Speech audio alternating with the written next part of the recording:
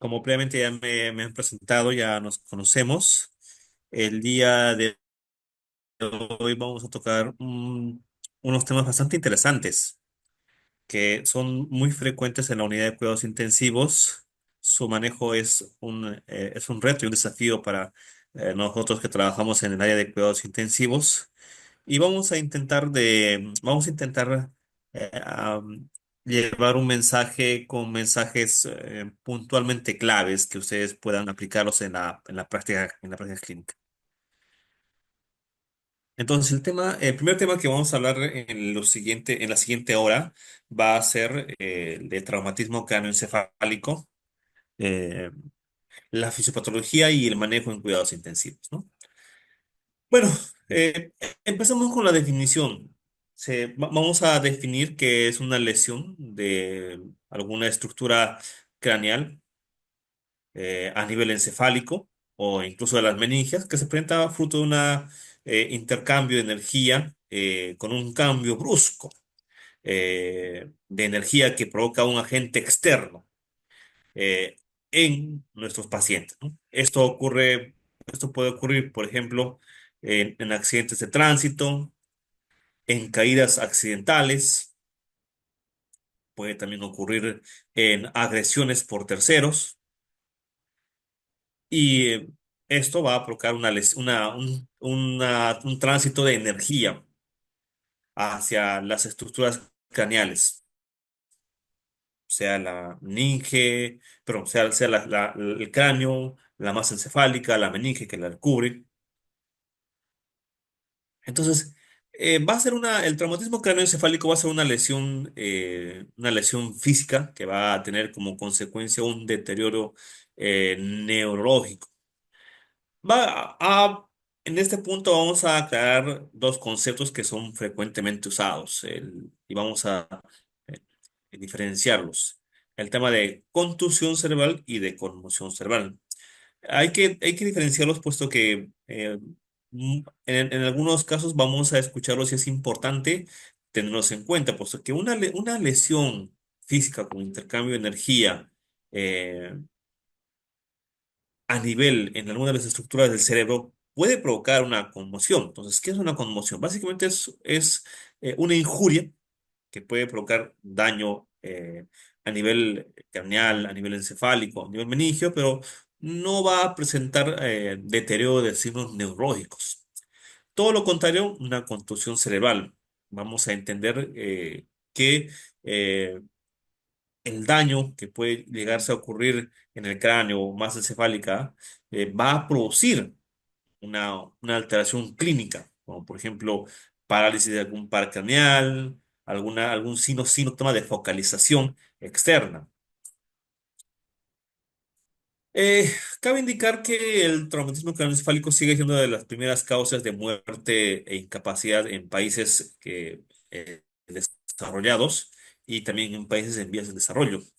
Es una patología mucho más frecuente en hombres que en mujeres. Acá un poco un error en transcripción. Después de los 65 años de edad, los accidentes por caídas o atropellos vehiculares son la causa más frecuente de traumatismo craneoencefálico. Y es así que en ancianos siempre va a ser producido por caídas, accidentes, atropellos.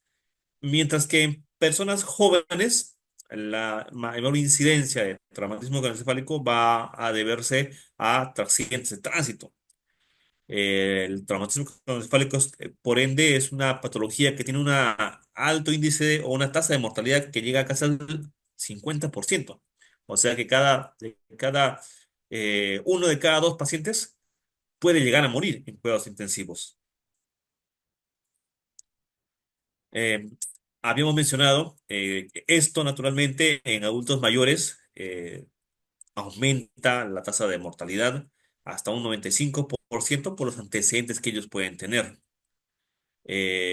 La causa del traumatismo craneoencefálico puede en los adultos mayores puede llegar a presentar algunas complicaciones graves que aumentan la posibilidad de muerte en adultos mayores, como por ejemplo edema cerebral, la hipertensión intracraneana, la hidrocefalia, condiciones que en ancianos son mucho más frecuentes. Por tal razón, aumenta la posibilidad de muerte en ellos. En jóvenes, como habíamos explicado previamente, está más asociado a accidentes de tránsito, hechos violentos, eh, que repercuten dependiendo del área geográfica en la cual se encuentran. Por ejemplo, eh, en una área urbanizada como la ciudad de Lima, es mucho más frecuente accidentes de tránsito. En áreas un poco menos urbanizadas o más rurales, serán mucho más frecuentes los accidentes laborales, las caídas, entre otros. Un punto muy importante ya habiéndonos explicado la epidemiología y los conceptos de esta condición, de esta enfermedad crítica. Al momento de la evaluación va a ser la escala de Glasgow. La escala de Glasgow es una escala pronóstica del traumatismo craneoencefálico que nos va a ayudar a predecir la severidad del traumatismo craneoencefálico. Y esta escala la vamos a usar muy seguido en áreas críticas, en cuidados intensivos o en emergencia. Y va a evaluar básicamente tres funciones cognitivas superiores, como es la respuesta ocular, la respuesta verbal y la respuesta motora. Nosotros cabe indicar que para nosotros evaluar el estado, la escala de Glasgow, nosotros debemos cuantificar el puntaje más alto que nosotros podamos encontrar al momento de abordar a nuestro paciente. Es así que la escala ocular, vamos a ver, por ejemplo, si es que el paciente puede tener una apertura ocular espontánea, será 4 puntos. Si es que el paciente abre los ojos cuando nosotros le hablamos, serán 3 puntos. O si abre los ojos a nosotros estimularle al hacerle un estímulo doloroso, serán 2 puntos. Y si el paciente no abre los ojos, se considera un punto. Pasamos a la escala verbal. Si es que el paciente a la entrevista está orientado, lúcido, serán 5 puntos. Si es que el paciente, al contrario, luego de haberse presentado con nosotros, está desorientado o habla incoherencias, serán 4 puntos. Si es que el paciente expresa palabras inapropiadas o en un contexto distinto, serán 3 puntos. Si el paciente no habla, no pronuncia palabras, sino emite sonidos guturales o incomprensibles, serán 2 puntos. Y si es que el paciente no puede hablar o no emite alguna respuesta, será 1 punto. La escala motora nos va a evaluar 6 puntos. Y básicamente va a ser la siguiente, la vamos a evaluar de la siguiente manera, ¿no? Si el paciente obedece órdenes simples, por ejemplo, levante la mano, levante la mano izquierda, levante el pie derecho, mueva la cabeza, eso va a significar 6 puntos. Si es que el paciente localiza el dolor donde nosotros le estimulamos, significará 4 puntos. Mientras que, sin embargo, el paciente no localiza el dolor y solamente llega a flexionar el brazo al lugar donde se le estimula el dolor o cuando se le estimula el dolor, será 4 puntos. Si es que el paciente, perdón, si es que el paciente retira el dolor cuando nosotros le estimulamos, será 4 puntos. Si es que el paciente solamente emite una flexión cuando le estimulamos con algún estímulo doloroso, serán 3 puntos. Si es que el paciente, lejos de doblar el brazo o hacer alguna flexión, extiende alguna extremidad, significarán 2 puntos. Y si es que no hay respuesta, 1 punto. En base a esta escala de Glasgow, nosotros vamos a poder definir la severidad del traumatismo craneoencefálico al cual vamos a abordar. Previo a esto, es importante tener en cuenta los signos y síntomas que va a tener nuestro paciente cuando llega a la sala de emergencia o a la unidad de cuidados intensivos. Pero mayormente, dicho sea de paso, pues estos pacientes van a ser abordados inicialmente en la sala de emergencia antes que en la sala de cuidados intensivos. Entonces, dependiendo de la fuerza o del impacto de energía que va a llegar a producir el cráneo o la masa encefálica, el paciente puede llegar a presentar náuseas, vómitos, trastorno de conciencia, sensación de desvanecimiento, vértigo, puede estar haber diplopía, incluso dolor cervical, náuseas. Un sinfín de signos y síntomas hasta cierto punto inespecíficos, pero el síntoma más importante que nosotros debemos evaluar y monitorizar es el estado de conciencia. Y vamos a hablar de estado de conciencia para, uno, definir el estado, definir la severidad del paciente y la evolución del traumatismo craneoencefálico. Entonces, para eso, para evaluar el estado de conciencia, nosotros vamos a echar de manos de la tabla que previamente habíamos visto, que era la tabla del score de Glasgow. Entonces, así vamos a definir al traumatismo craneoencefálico. eh, vamos a clasificarlo en traumatismo leve, moderado y severo. El traumatismo leve será será aquel paciente que al llegar a la puerta de emergencia, pues ha tenido un traumatismo craneoencefálico, pero el paciente presenta un Glasgow entre 14 y 15 puntos. Significa que el paciente tal vez pueda estar un poco desorientado, tal vez el paciente no obedece órdenes o cuando le llamamos abre los ojos, nada más, ¿no? Mientras que un traumatismo moderado ya el estado de conciencia va a caer por debajo de por debajo de 13 puntos, ¿no? Entre 9 y 13 puntos, lo cual va a significar que el paciente ya tenga algún grado de déficit neurológico y que con nuestra escala de valoración de Glasgow tal vez no tengamos una evaluación ocular adecuada, tal vez el paciente va solamente a abrir los ojos a un estímulo doloroso, tal vez a la evaluación verbal el paciente ya no nos va a responder de manera adecuada a la entrevista y en la escala motora tal vez el paciente ya no va a obedecer órdenes. Entonces, un paciente con un traumatismo craneoencefálico moderado tendrá un Glasgow entre 9 y 13 puntos. Mientras que un traumatismo severo es aquel que el paciente ya una escala de Glasgow menos de 8 puntos. Será pues un paciente que eh, tal vez no presente ninguna reacción verbal, ninguna reacción motora, ni ninguna reacción ocular. Entonces, esa es la importancia por la cual nosotros tenemos que aplicar a nuestros pacientes cuando ingresan a la sala de emergencia la escala de Glasgow. El diagnóstico, el gold estándar, será la tomografía, en el cual nosotros vamos a poder evidenciar si es que, si es que la lesión a nivel encefálico será una lesión como en una semiluna, que es patognomónico de una lesión a nivel de la meninge epidural, por tal razón se llamará un hematoma epidural, es encima de la dura madre y hace una formación como en media luna, la concavidad hacia adentro. Mientras que cuando los hematomas son por debajo de la dura madre, el sangrado va a ser mucho más homogéneo, va a ser mucho más disperso. Más sin embargo, este sangrado es un poco más peligroso porque este sangrado puede llegar a producir le puede llegar a producir un síndrome de hipertensión endocraniana. O puede ser un traumatismo, o puede generarse también una hemorragia intraparenquimal, con compromiso o sangrado a nivel de los ventrículos. Eso va a depender de la energía o de la cinemática del traumatismo craneoencefálico. Un poco ya avanzando en en la ponencia, recordemos que hasta este punto ya hemos podido definir la etiología del traumatismo craneoencefálico, la epidemiología. Hemos visto que es mucho más frecuente en varones, es más frecuente en áreas urbanas y depende del ámbito en el cual se encuentre la persona. Es importante cuando el paciente ingresa a la sala de emergencia evaluar el estado de Glasgow y en base al estado, en base a la escala de Glasgow podemos diferenciar entre traumatismo cráneoencefálico leve, moderado y severo. Pero ¿qué pasa cuando un paciente, una persona, sufre un traumatismo craneoencefálico? Vamos a evaluar en este apartado la fisiopatología.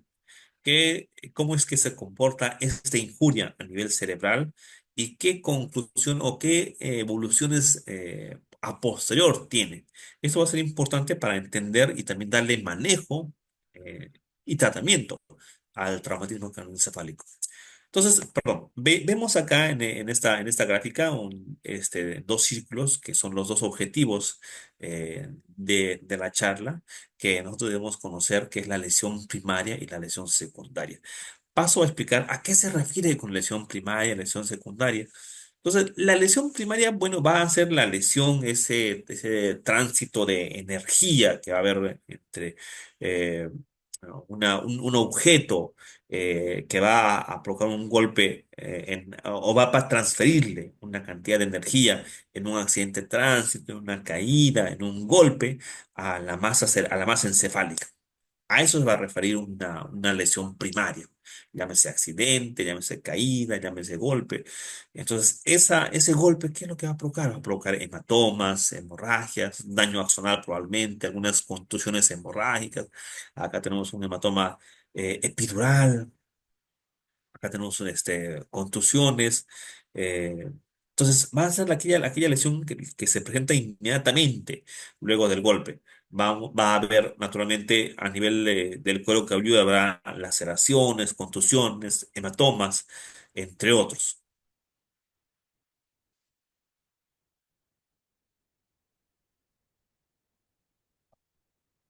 Mientras que la lesión secundaria es aquella lesión que ocurre después. Es aquella lesión que ocurre después de que ocurre la lesión primaria y es fruto de que la lesión primaria no ha sido abordada de manera adecuada. Es aquella que va a ocurrir en nuestros centros, en el centro hospitalario donde nosotros vamos a recibir al paciente. Por ejemplo, a nivel cerebral, una lesión secundaria será el edema cerebral porque la injuria no ha sido muy bien controlada. Puede ser un resangrado, puede ser una isquemia cerebral tardía o una hipertensión endocraniana, fruto de un traumatismo craneoencefálico que no ha sido abordado de manera adecuada. Esta lesión secundaria también puede tener repercusiones o complicaciones a nivel sistémico, como por ejemplo una hipotensión, hipertemia, hipoxemia. Y todo esto también a la par puede provocar más injuria cerebral. Como digo en la diapositiva que estoy presentando, el objetivo de la terapia en cuidados intensivos en emergencia es prevenir la lesión secundaria. La lesión primaria no depende, la prevención no depende de nosotros, de personas que trabajan en cuidados intensivos o en áreas críticas. Depende ya de políticas de Estado, políticas de sanidad y de salud, de prevención en salubridad para prevenir accidentes de tránsito, para la prevención de golpes, de caídas y todo aquello. En ese nivel, nosotros no vamos a poder intervenir. En la aparición de lesiones secundarias es donde va a intervenir nuestro trabajo. Nosotros debemos evitar que fenómenos de hipotensión en pacientes politraumatizados que lleguen causen más injuria a nivel cerebral. Pacientes que vienen con, igualmente en ese escenario, pacientes politraumatizados, muchas lesiones, vienen con neumotórax o injurias pulmonares, eh, eviten una injuria a nivel cerebral y evitemos que el paciente presente más edema cerebral, resangrados, isquemias, hipertensión endocrinal y todo aquello. Evitemos la lesión secundaria. Entonces, ¿cómo es que va a producirse la lesión secundaria? Como ya mencioné previamente, va a haber desórdenes a nivel neurológico y a nivel sistémico que van a provocar eh, efectos metabólicos que van a provocar una injuria secundaria. Básicamente vamos a tener acá algunos metabolitos que se van a formar, por ejemplo, el glutamato y el aspartato, las interleuquinas de los procesos inflamatorios, los IROX, que son sustancias reactivas de oxígeno, el ácido araquidónico, los leucotrienos, el tromboxano, que son básicamente, que son, en resumen, son moléculas proinflamatorias que van a provocar un fenómeno neurodegenerativo y esto a la larga apoptosis de la célula neuronal. Va a provocarse liberación, alteración en la bomba sodio-potasio que hace que aumente el edema cerebral, provoca más muerte cerebral. Hay despolarización en la membrana, por tal razón convulsiones, las convulsiones provocan más muerte cerebral. Hay alteración en las membranas extracelulares. Esto provoca alteraciones en la glucólisis, respiración celular anaeróbica, fosforilación oxidativa, alteración en la biosíntesis del ADN y del RNA, así como las proteínas.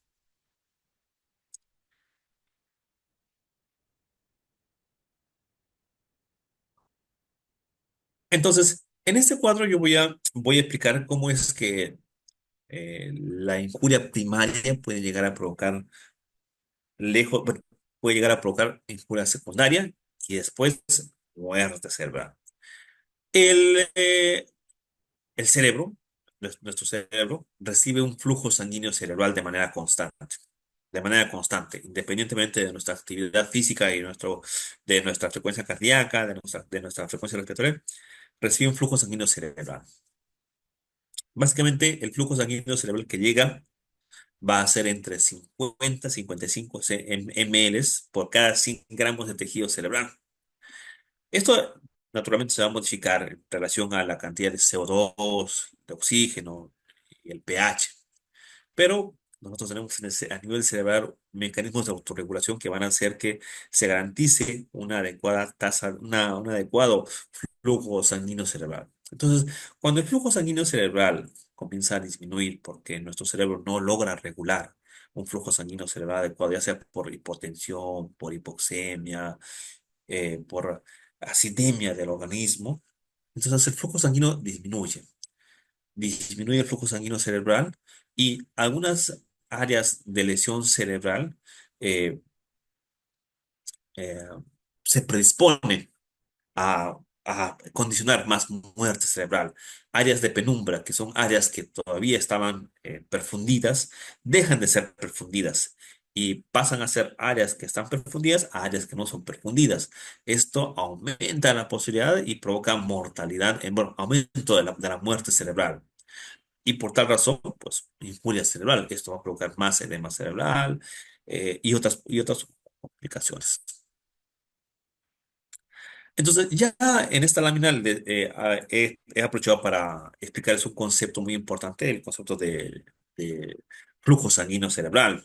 En esta diapositiva voy a intentar explicarles un concepto bastante importante, un poco complejo, pero bastante importante, que es la mecánica de Monroe-Kelly. Es una teoría que plantea un investigador americano y que menciona cómo es que funciona la mecánica de los fluidos a nivel cerebral.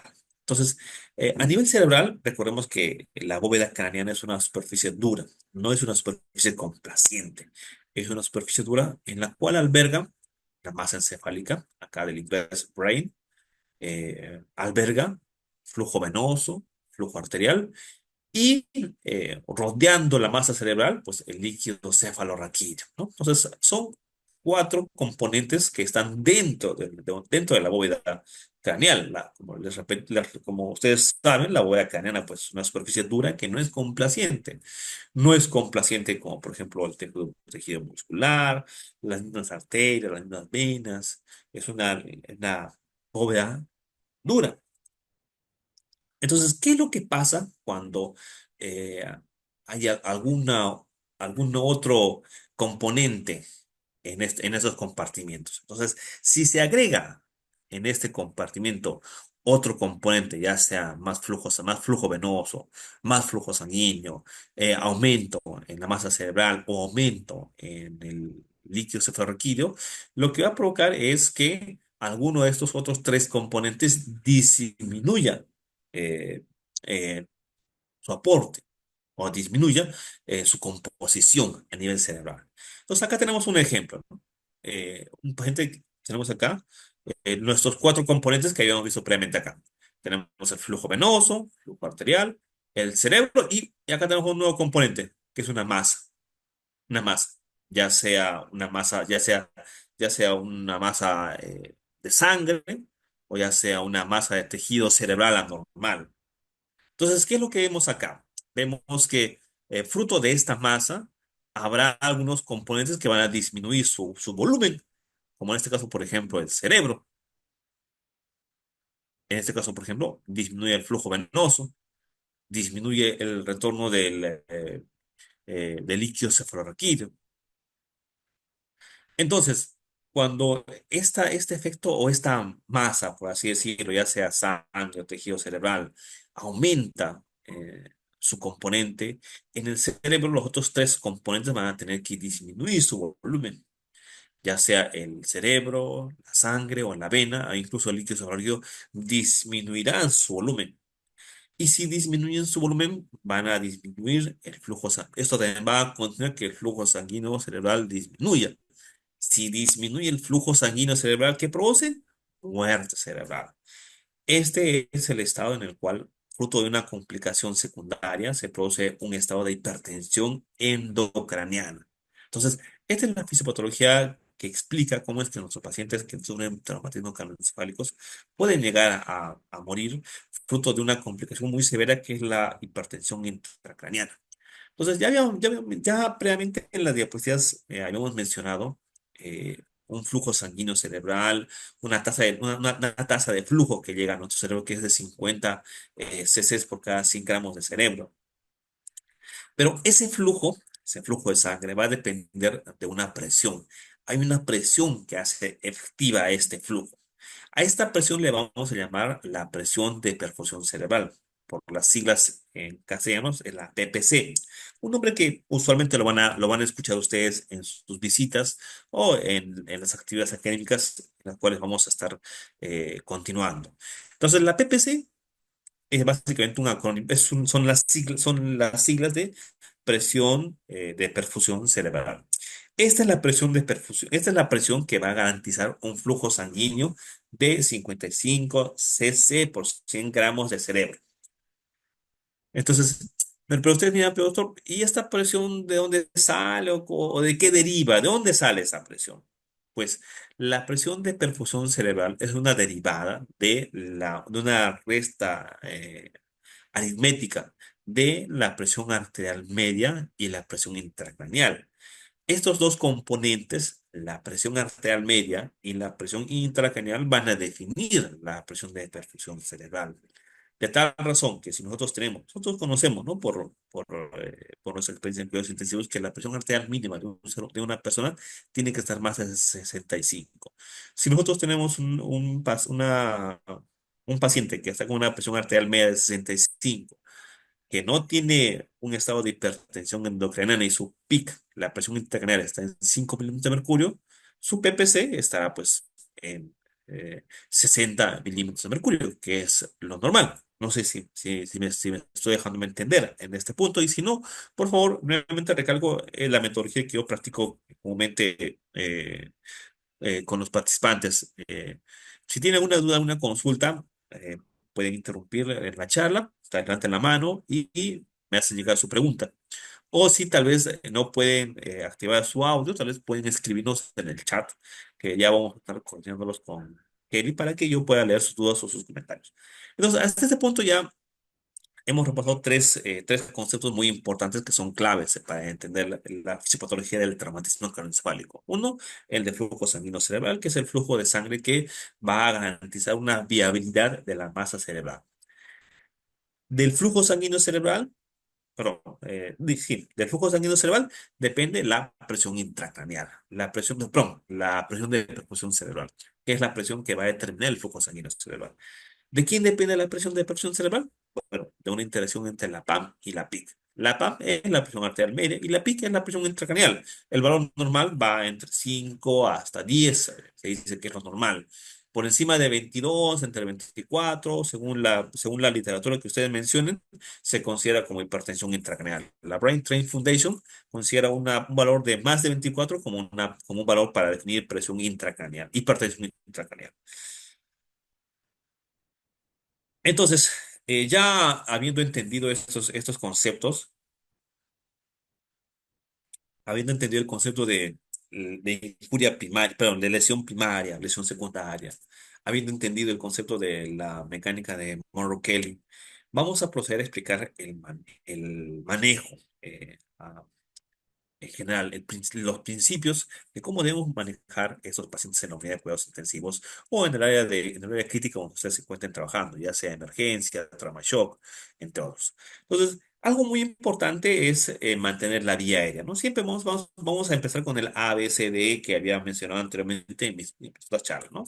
Evaluar a un paciente iniciando la evaluación de la vía aérea. Es importantísimo porque habíamos mencionado que un paciente que se somete a hipoxia disminuye o aumenta la posibilidad de que pueda presentar una complicación secundaria, que eso aumenta la mortalidad. Tiene que garantizarse una buena analgesia, una buena sedación también, una buena oxigenación, como hemos mencionado previamente. Control de la analgesia y el dolor es muy importantísimo.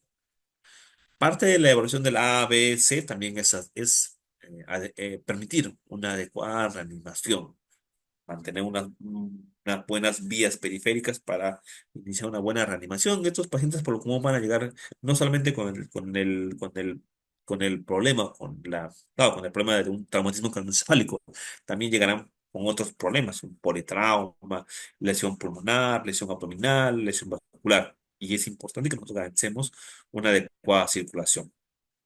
Entonces, debemos, primero que nada, asegurar una vía aérea, asegurar una adecuada oxigenación, adecuar una adecuada circulación mediante dos catéteres de alto flujo, de un buen calibre, para nosotros poder permitir la reanimación, ya sea con fluidos o sea con hemoderivados.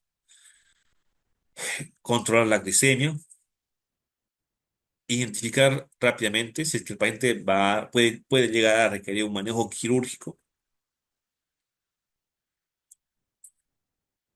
Una vez que el paciente ha llegado a la sala de emergencia, nosotros debemos iniciar un screening con una bioquímica o solicitando una bioquímica completa del paciente, desde el grupo, factor sanguíneo, su nivel de hemoglobina, cómo está la función renal, la función hepática, entre otros aquellos.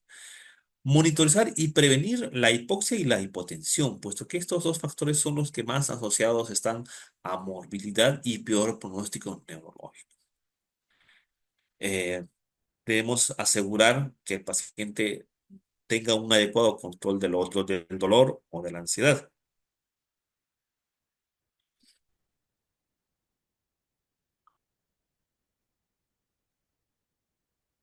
Entonces, en la lámina previa, yo había mencionado que como un objetivo del manejo básico, no solamente de una sala de emergencia de un hospital nacional o de un hospital de tercer nivel, sino el manejo en general, ya sea de un hospital de segundo nivel, un hospital de primer nivel, un centro de salud, cualquiera sea. Ante un traumatismo craneoencefálico debemos evitar la hipotensión. ¿Por qué? Porque la hipotensión y la hipoxemia, como ya mencioné previamente, son los factores que predisponen a aumento de la morbilidad, a un daño secundario, que es lo que nosotros no queremos. ¿Y por qué es tan importante la hipotensión? Fuera de que nos está explicando que aumenta la movilidad. Bueno, en esta lámina vamos a explicar por qué es importante evitar la hipotensión.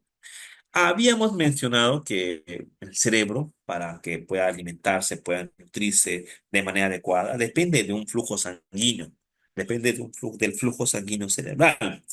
Ese flujo sanguíneo cerebral va a permitir garantizar que el cerebro pueda funcionar de manera adecuada.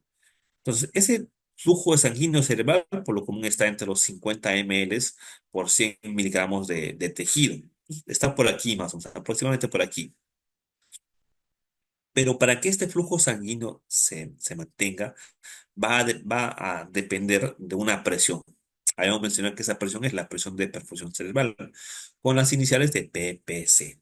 Entonces, para que este flujo se mantenga en este umbral, va a necesitar que la presión de perfusión también esté adecuada, esté más de 50 milímetros de mercurio. Ahora, recordemos solamente, ¿de qué depende la PPC? Pues va a depender de la presión arterial media y la PIC. Son dos derivadas. La PIC, bueno, naturalmente en un paciente que está con hipertensión endocrina o está con un politrauma o está con un traumatismo craneoencefálico, probablemente esté alta. No vamos a poder intervenir. Pero la PAM, que es una medición que nosotros realizamos y monitoreamos de manera constante y debemos evaluar, debemos corregir si es que es necesario, ya sea con fluoterapia, hemoderivados o vasopresores, esta sí va a depender de nosotros. Si nosotros descuidamos la PAM, si nosotros descuidamos la presión arterial del paciente, la presión de perfusión cerebral va a disminuir. Y si la presión de perfusión cerebral disminuye, disminuye el flujo sanguíneo cerebral. Si disminuye el flujo sanguíneo cerebral, pues va a haber un estado de colapso pasivo a nivel cerebral. Esto aumenta la eh, hipoxia cerebral, aumenta la lesión cerebral y esto pues, hace que el paciente empeore su pronóstico. Ahora, ¿qué es lo que pasa eh, si es que nosotros mantenemos una presión de perfusión cerebral entre 50 hasta 150, que es lo normal? Pues en este rango, en este rango, entre 50 y 150, el paciente o el cerebro de nuestro paciente va a poder tolerar toda esta serie de cambios dinámicos en relación a la cantidad de oxígeno, en relación a la cantidad de CO2, en relación a la cantidad del pH. ¿Qué significa? Va a ser una zona de autorregulación normal. Si nosotros garantizamos una presión de perfusión cerebral entre 50 y 150, nosotros vamos a permitirle al cerebro que él pueda realizar la dinámica, va a permitir al cerebro realizar una dinámica en la cual va a poder tolerar los cambios de tanto del oxígeno, del CO2, de la acidosis.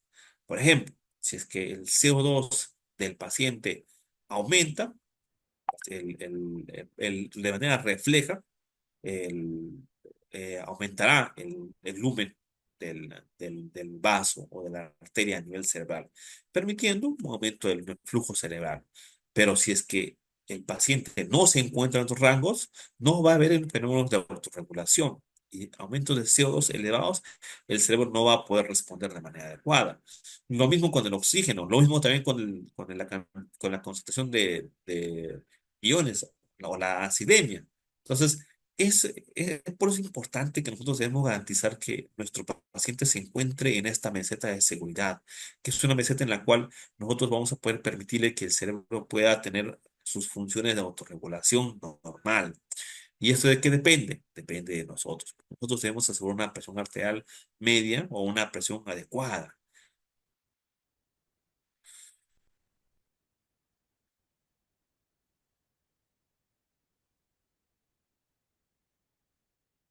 Entonces, continúo mencionando, ¿no? Continúo mencionando. eh,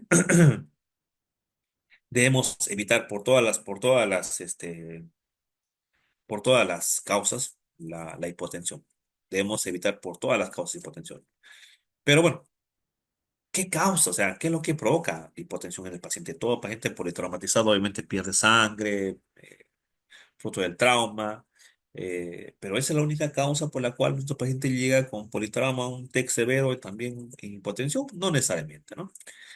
Habíamos explicado que todo paciente que llega con traumatismo craneoencefálico grave, pues va a presentar un sangrado activo que va a disminuir la presión arterial. También algunos medicamentos que nosotros usamos, por ejemplo, los sedantes que nosotros usamos para la inducción y para la sedación, van a provocar hipotensión. Más hipotensión disminuye el flujo sanguíneo cerebral. Disminuye el flujo sanguíneo cerebral, aumenta la mortalidad. Reacción alérgica a algunos medicamentos, una resucitación inadecuada, no tenemos dos vías periféricas, tenemos solamente una y está entrando solamente cloruro, no hemos todavía pasado, y no hemos pasado todavía hemoderivados, tampoco vasopresores. Si es que el paciente está con alguna lesión también a nivel torácico, un neumotórax, una disfunción miocárdica, un taponamiento cardíaco, la hipotermia, una ventilación mecánica inadecuada, tenemos la hipertensión intraabdominal, entre otros, van a provocar de manera secundaria hipotensión. Y para evitar todo esto, ¿qué necesitamos? Hacer un examen físico adecuado a nuestros pacientes.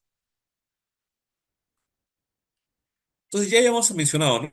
Que debe darse una ventilación y una oxigenación adecuada, ¿no? Porque eso, todo lo contrario, aumenta la posibilidad de muerte del paciente.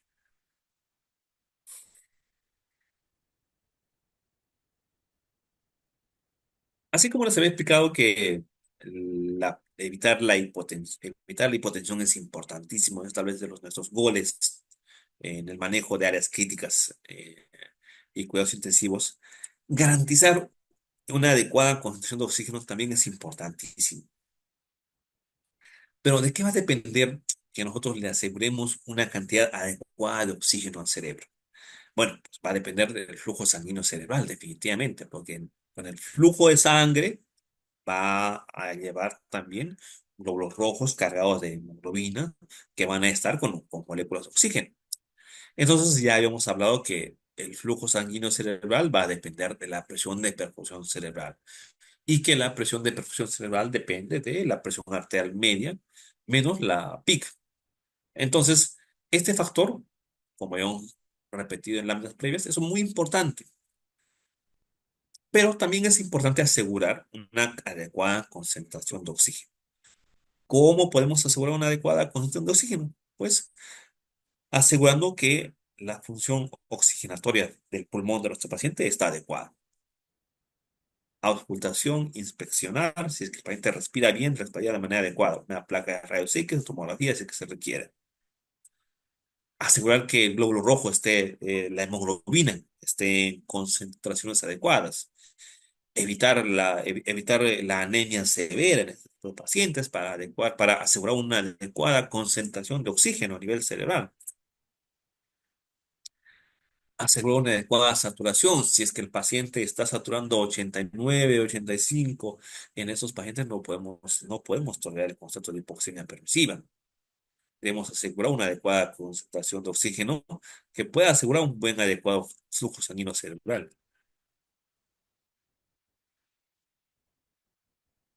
Algunas otras medidas básicas, siempre tener al paciente en 30 grados, 30, 45 grados, no tenerlos boca abajo, no tenerlos a 20 grados, siempre tratar de tenerlos 30 grados. Esto asegura un buen retorno venoso y eso disminuye la posibilidad de hipertensión intraabdominal. Mantener la cabecera con collarines y mantener la cabecera en posición neutra. Evitar collarines si es que no lo requieren. Vamos a evitar estímulos que produzcan valsalva, como qué, las náuseas, los vómitos. Paciente que está 4 o 5 días eh, constipado, no hace deposiciones, naturalmente es probable que en un pujo haga valsalva y eso aumenta la presión intracraniana. Un adecuado nivel de sedación. Y como vamos a ver en las siguientes láminas, no necesariamente todo paciente que está con un traumatismo craneoencefálico requiere sedación. Solamente la sedación está destinada hacia un grupo muy limitado de ciertos pacientes. Entonces, parte del principio de manejo que debe realizarse en todo nivel prehospitalario y hospitalario, como mencionaba, era mantener una adecuada oxigenación. Una adecuada oxigenación. eh, Vamos a asegurar un adecuado nivel de volemia. Evitar la hipertermia es importantísimo. Asegurar que el nivel de sodio esté entre parámetros normales, asegurar que el nivel de la glicemia esté en parámetros tolerables de 110 hasta 180 miligramos por decilitro, evitar la hipocapnia y la hipercapnia, mantener el CO2 entre 35 y 40 milímetros de mercurio. Entonces, son objetivos básicos y fundamentales que se deben garantizar en todo nivel de atención.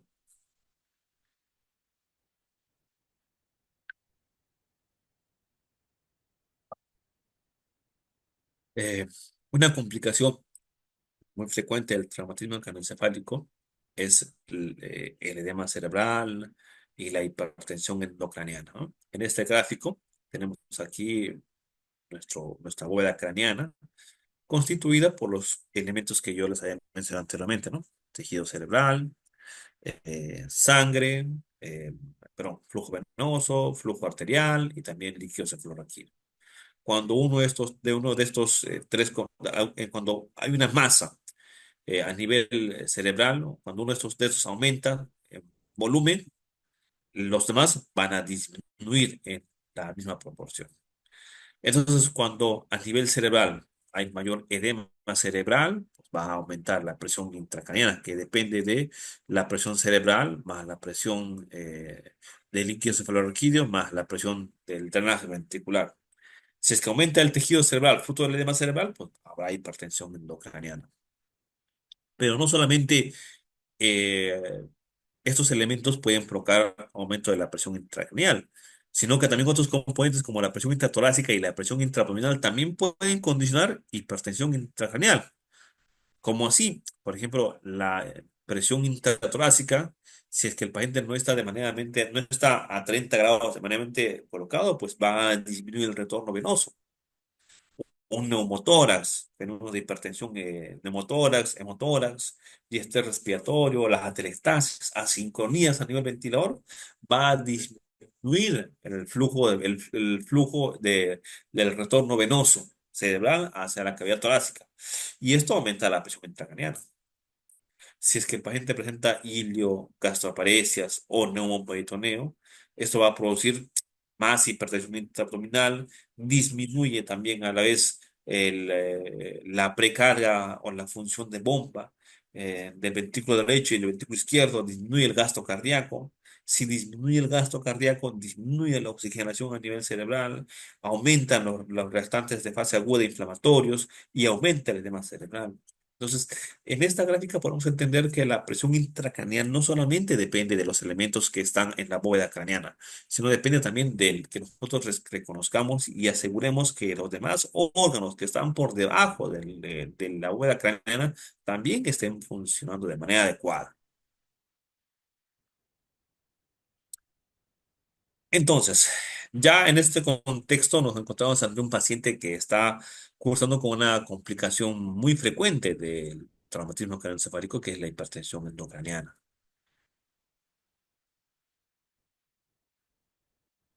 En este cuadro les voy a mostrar una escala de niveles de tratamiento en el contexto de hipertensión endocraniana. Solamente estos conceptos aplican en el concepto de hipertensión endocraniana. Como repito, no todo traumatismo craneoencefálico debe recurrir a estas medidas. Un traumatismo craneoencefálico leve, moderado, que no tiene hipertensión arterial, no tiene por qué recibir ese tipo de medidas. Un traumatismo craneoencefálico severo, que no tiene tampoco signos de hipertensión arterial, debe seguir solamente las medidas que habíamos mencionado previamente. Cabeza a 30 grados, asegurar una adecuada oxigenación, una adecuada presión arterial, sodio normal, CO2 normal, glucosa normal. Pacientes que presentan una hipertensión endocraniana, ellos sí. Y vamos a empezar con una escala que va del 1 hasta el 11, en la cual vamos a tener una serie de medidas escalonadas en relación a severidad y complejidad. En el nivel uno, pues un paciente que está con hipertensión endocraniana, pues se va necesario adecuar una intubación, sedación, control de la fiebre bueno, el tema de la profilaxis de las convulsiones, que es un poco polémico porque ya no se usa muy frecuentemente. La evacuación quirúrgica, siempre y cuando el volumen sea abundante. El drenaje ventricular, si es que fuese requerido, la relajación muscular, el uso de las soluciones hipertónicas, la hiperventilación moderada, solamente en etapas agudas. Y si la hipertensión es refractaria, pues se llega hasta el coma barbitúrico, la hipotermia terapéutica y incluso la canectomía descompresiva. Las últimas dos previas con bajos niveles de evidencia. Y la última, con un nivel de evidencia bastante polémico y no definido hasta la actualidad. Entonces vamos a hablar de la hiperventilación. La hiperventilación básicamente es someter al paciente que está entubado y sedado a taquimnias que puedan provocar una disminución en la concentración de CO2. ¿Qué es lo que va a producir esto? Va a producir que el CO2 disminuya. Recuerden que el CO2 a nivel cerebral produce más edema, más aumento de la vasodilatación. Las arterias a nivel cerebral se dilatan. Y como se dilatan, aumenta la cantidad de sangre que ingresa al cerebro, por tal razón aumenta el edema cerebral. Entonces, ¿qué es lo que va a producir fenómenos de hiperventilación? Va a producir que el CO2 disminuya. Como el CO2 disminuye, va a disminuir el calibre de los vasos y de las arterias a nivel cerebral y por tal razón disminuye, aumenta el flujo sanguíneo cerebral y disminuye el edema cerebral. Otra terapia también de soporte en casos de hipertensión endocraniana es la terapia hiperosmolar. Múltiples revisiones, por ejemplo, esta revisión del Cochrane, ya nos valida y nos garantiza que el uso de soluciones hipertónicas, ya sea manitol o ya sea solución hipertónica, disminuye la presión intracraneana. Y disminuye también la mortalidad, independientemente del medicamento que se use, si sea manitol o sea solución hipertónica. Pero si ponemos en la balanza manitol versus solución hipertónica, hasta el día de hoy no hay una clara evidencia de cuál podría ser mejor, si manitol o solución hipertónica. Pero las guías nos mencionan y nos eh, eh, dicen que debemos de usar, las torsiones hipertónicas en casos de hipertensión intracraniana. Como menciono acá, también vean en esta gráfica, mannitol versus hipertónica. La diferencia en relación a la presión intracraneal es la misma. Debemos usar la que tengamos a la mano. Nuevamente, el control de la glicemia, como ya se había mencionado. El monitoreo de la PIC, la presión intracraniana, va a ser una herramienta en la cual nosotros podemos detectar los niveles de presión intracraniana mediante un catéter que se introduce en el parénquima cerebral o en uno de los ventrículos del sistema ventricular a nivel cerebral y detecta la presión intracraneal. Con esta nosotros podemos detectar cómo se monitoriza o cómo se está cumpliendo los objetivos terapéuticos en base a las metas que estamos estableciendo.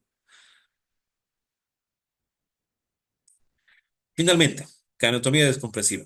Cuando las medidas básicas como cabecera a 30 grados, evitar hipertermia, evitar hiperglicemia, hiperventilación terapéutica, eh, sedación, intubación, solución hipertónica, perdón, soluciones hipertónicas como manitol o solución hipertónica no cumplen su objetivo o no se logra o estamos en un estado de una hipertensión intracranial refractaria, entra en juego la craniotomía descompresiva.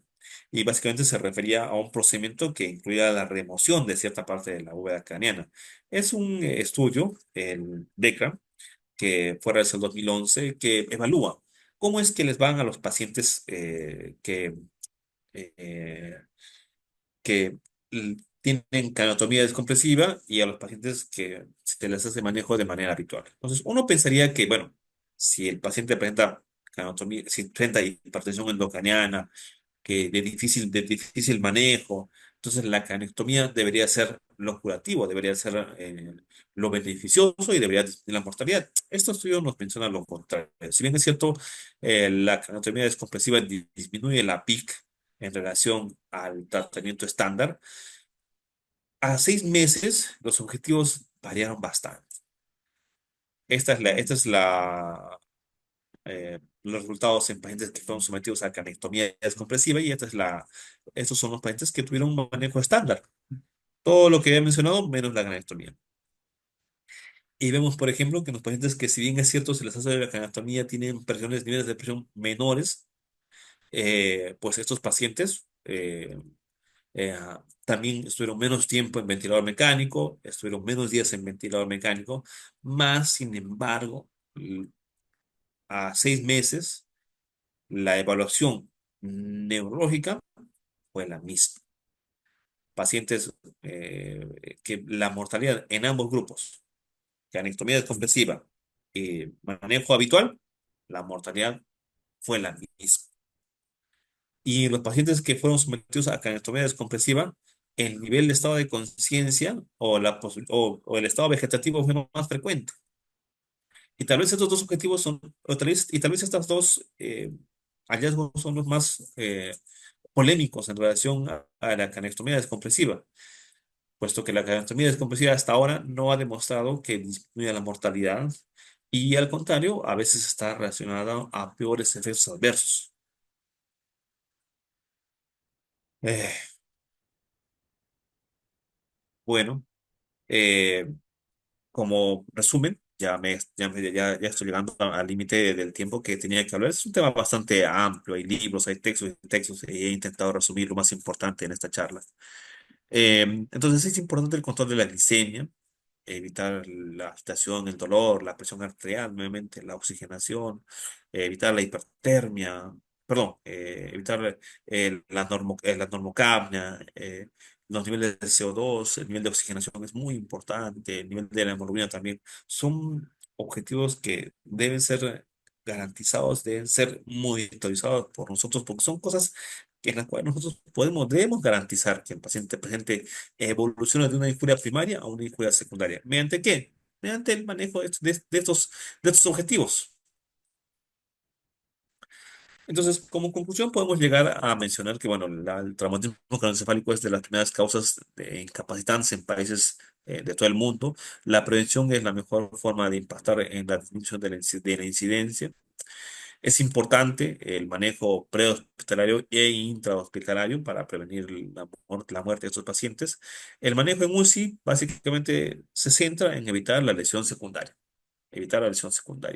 ya sea con las medidas básicas o las medidas específicas en el manejo de hipertensión intracraniana. Eh, bueno, eh, con eso comparto la primera charla que tenemos destinada al día de hoy. Si alguien tiene en el auditorio tiene alguna consulta, una pregunta, tal vez me la pueda hacer llegar en estos momentos. Sí, muchas gracias, doctor Ángel. Entonces, por favor, hay que desarrollar las consultas en el botón del chat de Zoom o también levantar la mano del Zoom para poder activar los micrófonos en este tercer tema que lo ha desarrollado el doctor Ángel Cueva.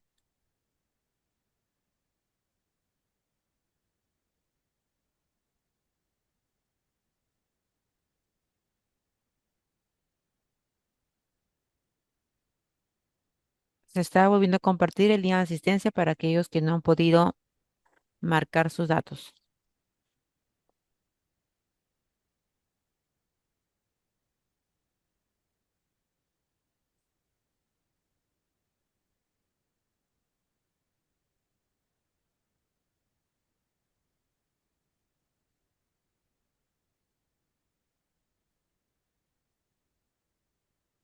Bien, al parecer no hay consulta, doctor Ángel. Podemos continuar con el siguiente tema y en el proceso de su explicación del tema número 4, seguramente va a haber consultas que van a realizar los participantes. No, ok, mientras lo cargo, dame un par de minutos, por favor. Ok, ¿Te perfecto. parece, te parece si a las 17:05 empezamos? Ya, está bien. Dame un par, Dentro de dos dame un par de minutos. minutos. Ya, está Sí, bien, doctor, no se preocupe. voy a cargar nada Ya, más la diapositiva y empezamos, ¿ya? ya, listo, listo, Es perfecto. el tema número 4, ¿no es así? Sí, el tema siguiente es accidente cerebrovascular isquémico versus hemorragia, fisiopatología y tratamiento. Ok, ok, ok. Vamos a ver. Ujú, está bien.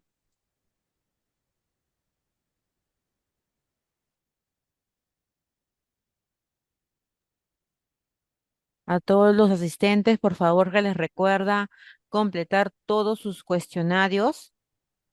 Tenemos ya, hasta el momento, tenemos 6 unidades que se han cargado en relación a los cuestionarios y material didáctico. Es necesario que puedan completar con sus cuestionarios para evitar que al término del diplomado haya inconvenientes con el tratamiento de ello. Recordemos que para poder iniciar el trámite de diplomatura necesitamos realizar la ceremonia de clausura y la ceremonia de clausura se basa en que el participante pueda haber cumplido tanto sus cuestionarios como los pagos respectivos por cuotas en relación a cobranza. Sí, entonces necesitamos estar al día tanto en cuestionarios como en los pagos. Recordarles también que ya contamos con las mochilas que está incluido dentro del diplomado. Necesitamos solamente que puedan, el joven Sellandro se ha estado comunicando en el transcurso de la semana de forma personalizada, indicándole las opciones de entrega. Una opción de entrega es que ustedes puedan recibirlos en el taller mismo, es decir, el día en el mes de enero, ¿no? Que ustedes puedan recogerlo en ese momento o también entregarlos junto con su diploma después de haber aprobado el diplomado. O en todo caso, si ustedes desean que se le envíe antes, hay una condición que el joven Sellandro que le ha indicado a través del WhatsApp. Por favor, estar atentos en los comentarios para que ustedes también puedan tener el alcance de toda la información.